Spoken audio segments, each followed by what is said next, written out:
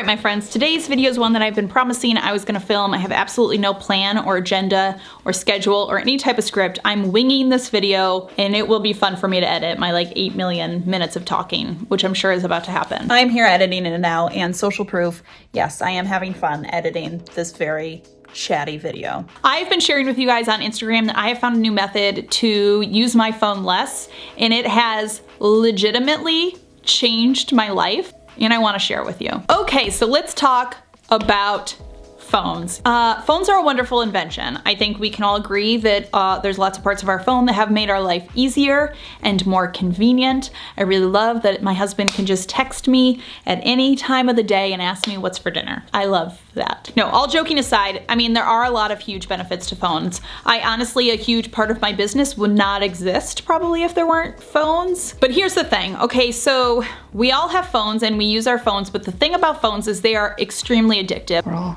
kind of addicts. I think we've all noticed ourselves picking our phones up and looking at them without an actual intent. It has become this sort of instinctual thing that a lot of us are doing. And that's because the truth is phones are designed to be addictive. Not necessarily just the phones, but the apps and the sites that are on our phones are designed to be extremely addictive. Social media is designed to be addictive. They have special algorithms in there designed specifically to keep you on those platforms as long as possible. Those platforms perform the best, they do the best, they make the most money, the more time you're spending on the app. You look at news stations, right? You're reading through the news, you get to the bottom of an article, it's going to give you 5 more articles, at least 4 of them are gonna be clickbait titles because it wants you to stay on that site. They make money from your time, and so they are designed to be addictive. There's a man named Tristan Harris who was a former like product manager at Google, and he's known now for being he criticizes big tech is like a big thing that his name is known for. And he has described phones as being very similar to slot machines. He talks about how every time you pick up your phone, it's very similar to the idea of pulling a slot machine, because when you pull the lever on a slot machine, there is always that chance of a reward, right? Chance of getting the jackpot, chance of getting some money. And it's that chance that keeps people coming back to slot machines. And phones are very similar, except the rewards are things like notifications, it's likes, it's follows, it's a text from a friend, it's a funny gift. Those are the rewards that your phone is giving you. And like I said, they're all designed to be highly addictive. And I think the really interesting thing about phones that I've come to learn as I've been researching a lot about it over the last year or two, all of that reward that we're getting from the slot machine of picking up our phone is a rush of dopamine, and the amount of dopamine that is being rushed into our brain through a phone is sort of an unnatural amount. You can slide and slide and slide and click and click and click, and everything is giving you these different rushes of dopamine. And so what happens then is our body gets used to that much dopamine. So then when our phone isn't there, we kind of are like having dopamine withdrawals, and the normal day-to-day feels boring. We're watching a movie and that's not interesting enough. We need to also be looking at our phone because just the movie is not giving us enough dopamine. Anyways, there's tons of studies about this. I'm not going to talk your ear off about it. I really wanted to use my phone less. I noticed that on days where I was heavy on using my phone, I felt like shit. Like I just knew that I felt like shit, and I knew that it was directly related to days that I spent more time scrolling. And I was like, there's something there. And on top of that, I also noticed that I was just on my phone too much around my children, and I didn't want to be like that. So I have 3 products that I'm going to share with you. One of them for me has been the biggest one, but we're going to start with how I started. And the first thing I did was I bought a phone lock box. You can buy phone lock boxes on Amazon. I will link the one that I use down below. Essentially, you put your phone in it, you set a certain amount of time, and then it's going to lock your phone inside of the box. There is still usually the option to swipe to answer a phone call if somebody is calling you.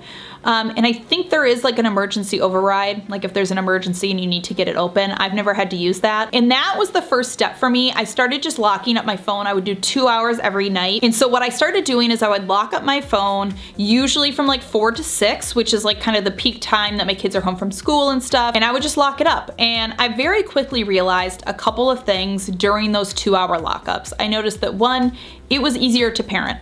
Somehow my kids were better behaved when my phone wasn't around. Somebody riddled me that one, right? It had nothing to do with my kids, did it? It had to do with me on my phone. 2, I enjoyed the time more. Where before it was kind of always like getting to bedtime. I was like constantly trying to keep myself entertained to get to the bedtime routine. I was like, oh, it's 5 o'clock, what are we gonna do? How are we gonna get to 5:30? And the best part is we're a screen-free house on school nights. So Monday through Friday, my kids don't get TV. My husband and I also do not watch TV, usually Mondays through Thursdays. Like we don't watch TV when the kids go to bed. But here I was like whipping out my phone at 5 o'clock because I was bored. So I was gonna like scroll Instagram or like look at the news or check my email for the 1800th time. The next thing that I noticed is that nothing catastrophic happened when my phone wasn't around. Emergency? Oh, goodness, no.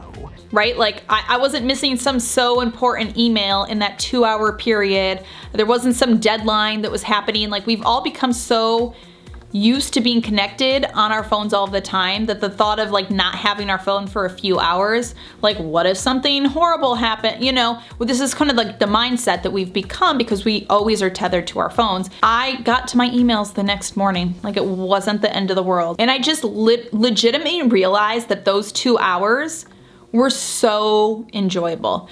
I was enjoying those 2 hours of time where my phone was not around so much. And so it was very motivating to stop using my phone even more. And so I had heard about this product called Arrow. I think it's pronounced Arrow. I don't know, it's ARO. And it's essentially this box and it's supposed to be a motivator to help put your phone away. And so I was like, you know what? I'm gonna try buying this. I know I wanna create some content about using my phone less. I wanna say it's like $120 for the box and the subscription for the year. Don't quote me. The way that it works is when you put your phone in the box, the app detects that it's inside of the box and starts counting how long your phone is in the box. It's got some chargers in there, which is great, so you can charge up. It holds like 4 devices, I think, at once. So the whole point is you're supposed to put it in high traffic areas so that you see it. I put it right on our kitchen counter, and I would see it every night. I would literally put my phone in there when I got home with the kids, and there was something extremely motivating about keeping my phone in there, about the app being like, great, you just got 2 hours of your life back.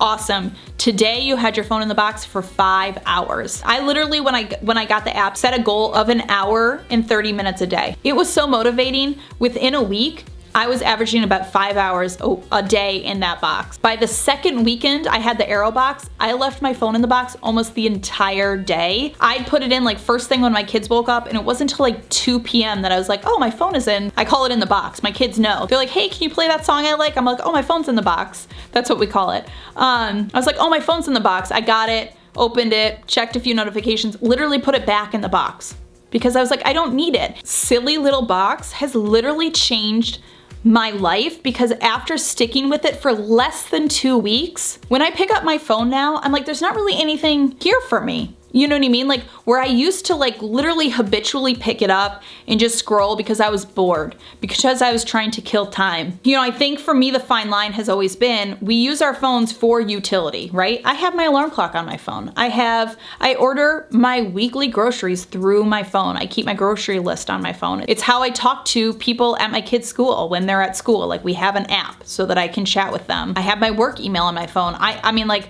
my business literally requires my phone. It's hard to find that balance if I need my phone for these things and like how much do I need my phone? And I think that's what the box has really helped me realize, is that when I don't have my phone all day, I realize that usually I can do everything that I was doing all day long on my phone in like 20 minutes. So if my phone is like in the box for the majority of the day, at the end of the day, I check my email, I'll check my notifications really quick, I'll upload a few things I need to do, and in 20 minutes, I've done everything that I really need to do on my phone that I was wasting like hours during the day just mindlessly scrolling, mindlessly opening, habitually tapping and looking and opening apps that I didn't need to. When my phone is not around, I'm happier, I'm more present as a parent, my kids are more enjoyable, I'm probably far more enjoyable to my children. I feel better. I don't feel as lethargic and as shitty at the end of the day when I've been scrolling on my phone. I find that I use my phone so much more responsibly when I use it now. Like I literally use it for purpose and intent and not just for like mindless entertainment. I feel like I have this super great healthy relationship with my phone now. Team, it feels good. And certainly you could probably do the same thing with just the lockbox. I love the Arrow because I can put it in multiple times per day and it will like add up all of my time. There's something intrinsically motivating about that. You can really track it, you can really see it. I will give you a few tips. I would say probably the hardest part about putting my phone in the box is messages from people. If you have anybody that you're in contact with a lot, like certainly my husband and I will text during the day. Sometimes he'll text me and it's something that he is expecting a response to in a timely manner, if that makes sense. There's a couple ways around this. You can chat with the people in your life and be like, I might not be with my phone all the time. I might not text back right away. If it's an emergency, you can call me, right? Because you hear the phone ringing inside the box. Nothing is almost ever an emergency that somebody needs to talk to you that hour, that second, that minute. You also can think about having like a smartwatch. The first like week or two that I did it, I would always wear my Apple Watch. So in case Michael texts me or somebody texts me or somebody with a work thing was calling me or texting me, I at least know. I necessarily wouldn't always respond to it because I hate texting back on the watch, but I could even just like voice it and be like, hey, I'll get back to you in a few hours. So that sort of helped me transition, but that's a little workaround as well if you're worried about it. Now, I will mention a final product, which is called the Light Phone. There's a couple of products like this. They're basically called dumb phones, and they are non-smartphones. If you are somebody who you feel super addicted to your phone and you don't know how to break it at all, we've done some research on this because my husband really wants to get a dumb phone, and so we've been looking into lots of different options, and I think the Light Phone is probably one of the best options that are out there. What the Light Phone does, it is essentially looks like a Kindle. It's literally just black and white, looks like kind of paper. So it's not distracting and enticing with all of the colors. You cannot put apps on it. What you can do on it is make phone calls. You can send text messages. You can listen to music or podcasts, and you can get your maps. So you can get directions. That is what you can do on it. There is no internet browsing. There are no social medias on it. Even if somebody texts you an image, you cannot view the image on the Light Phone. You can choose to have the image forwarded to your email and you can look at it later, but it's really designed to be like non-addictive, to get rid of all of the things that are addictive on a phone. Certainly, I think a dumb phone probably doesn't work for every kind of person. I could never have a dumb phone. I need my phone for my job. So whatever, I'm just throwing it out as an option if it sounds like maybe that's a right thing for you. But I just encourage you guys to try something, even if you don't buy the box. There have been so many situations where I've been with friends and I have been with family and people are looking at their screens when we're together. Like I've done it. To just try it. Try a phone detox for a couple of weeks and just see how it feels. And I think you're gonna notice that it feels really, really good. Our brains are not designed to be getting all of this information and all of this dopamine and all of these comments and all of this information and all of these opinions and images and all of it. Our brains are not designed for that. And then it's making us, when we have to live just in the real world, when our phones aren't around, this doesn't feel enjoyable or like reality anymore. And it's sort of disconnecting us. I worry about that for all of us. I'm not anti-phone. I love phones. My business requires the phone. I love a funny GIF as much as the next person. I love a good mindless scroll for 10 minutes sometimes just to look at the funny memes. I do, I get it. So I think one of the biggest things that I've really learned is that I can get all of the stuff I love from my phone without using my phone constantly throughout the day. So anyways, I hope that you guys enjoyed this video. I hope that maybe you'll try doing even a small phone detox in whatever way that works for you and makes sense in your life. As always, I really am glad that you stopped by. I hope you're having a fantastic day. Remember to be kind to yourself and others, and I will see you all in my next video.